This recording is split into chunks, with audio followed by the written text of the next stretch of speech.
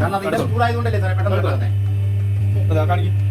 നല്ല ബ്രേക്കല്ലേ ഇങ്ങനെ പോലെ ജെസി ഡൈ വാങ്ങിക്കണമെന്നുണ്ടോ സാർ? വേണ്ടില്ല. അതപ്പാ ഈ ഡൗൺ ആക്കണം.